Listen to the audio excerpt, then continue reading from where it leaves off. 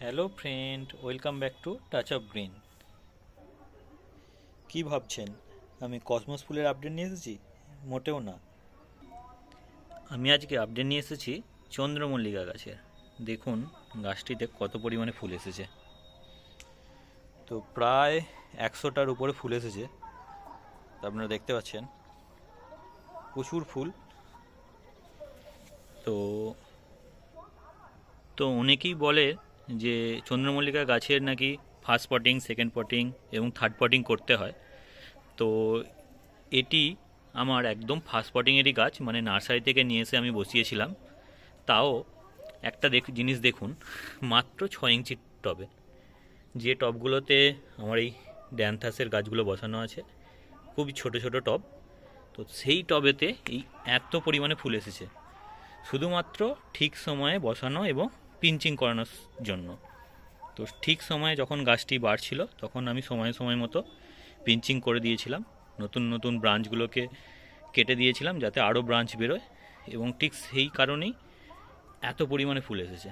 শুধু আমার এই গাছটি নয়, আমার প্রত্যেকটি চন্দ্রমল্লিকা গাছেতেই এত সুন্দর সুন্দর, প্রায় প্রত্যেকটি গাছেতেই 100টার করে উপরে ফুল এসেছে। হ্যাঁ, যদি আমি আরেকটু বড় সাইজের টবে বসাতাম তাহলে হয়তো আরও বেশি ফুল আসতো,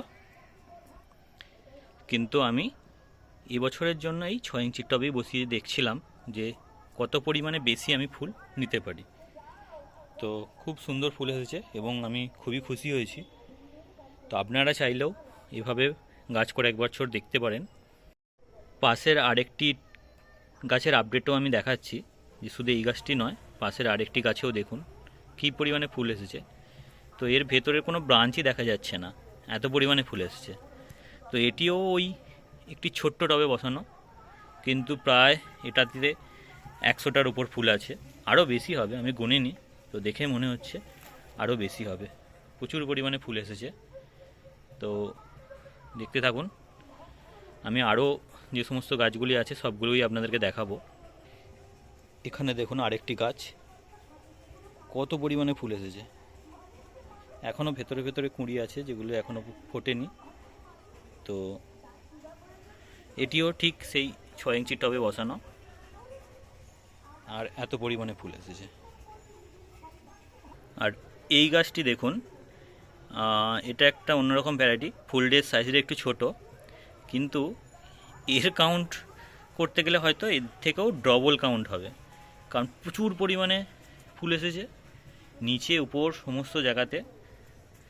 দেখুন কত পরিমাণে ফুল, এই গুনলে হয়তো 200টার উপরে ফুল হবে, এত পরিমাণে ফুল এসেছে।